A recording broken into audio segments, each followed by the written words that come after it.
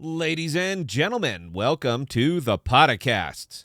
I'm trying to put on a somber note here, so indulge me a little bit. We have done our very best since we started this channel to stay out of politics and leave men home. We don't cross the streams. But I think we can fairly talk about this one without, really getting political, because this crosses party lines. It's not really an us versus them sort of thing, so it seems like it's fair game. Couple of things going on, and we will take them apart for you a little bit. This whole boondoggle is actually a good news, bad news event, regardless of how it plays out. Good news, crypto will soldier on. If there is one thing the cryptocurrency market has shown, is that it is resilient and that it can take what's thrown at it. Not to say that the FUD doesn't hit hard. It surely does. But it bounces back once calmer heads prevail, and they always seem to. China wanted Bitcoin miners out of China. Market tumbles. But where is it at right now? It bounces back because it pivots. If there is a demand for a product, there will always be a supply. Crypto has a demand.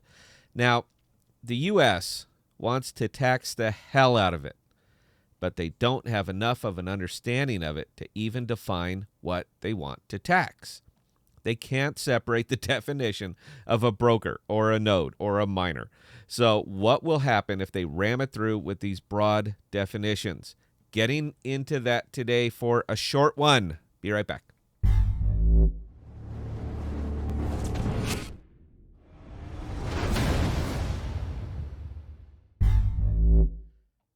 They almost had a fix yesterday, but it was blocked today in the Senate.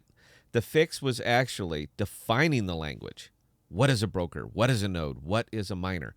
But it was poison-pilled in the Senate, so the entire fix was blocked.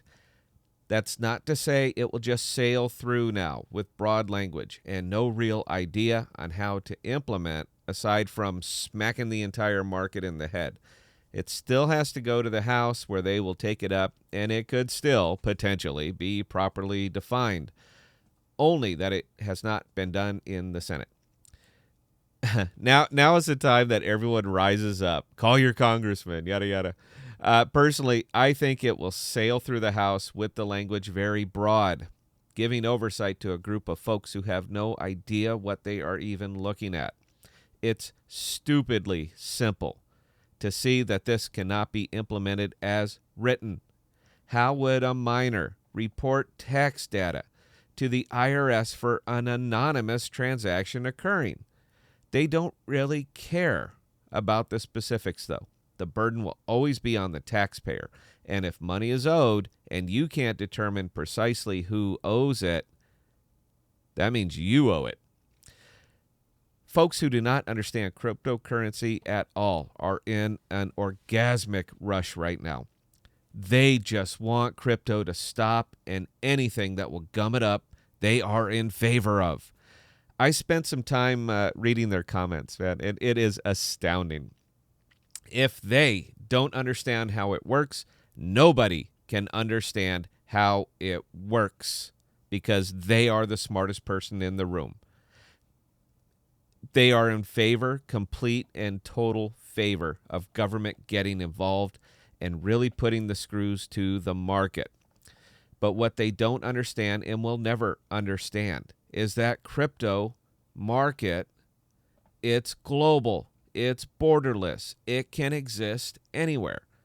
So what will be the results of the U.S. trying to slam it by getting deeply involved in something they don't understand and trying to change the underlying fundamentals of it by removing the anonymity? This is simple. It will leave the U.S.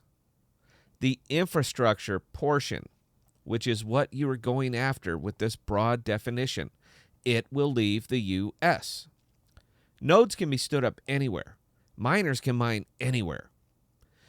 There's a universal truth here that politicians never seem to learn. If you subsidize an activity, you get more of it.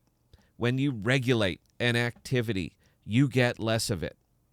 If the intention was to make sure that crypto infrastructure does not develop in the U.S., this is the way to do it.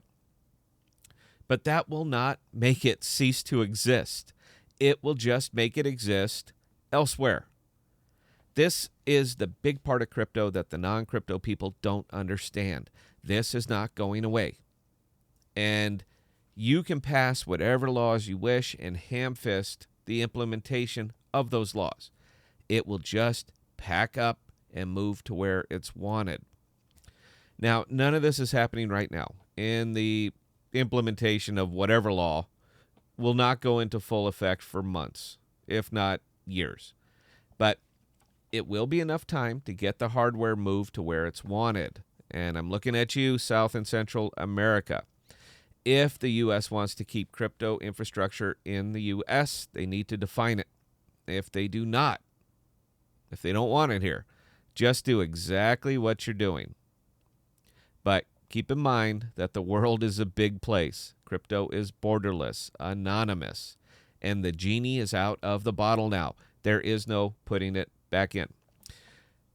I really don't want to get into the politics of this, but you know what? We'll give you guys these little short updates when something noteworthy happens. I think we can remain detached enough from it to just report the 5 W's and keep our opinions to ourselves. That's it for this one, guys. Thanks for watching. Cheers.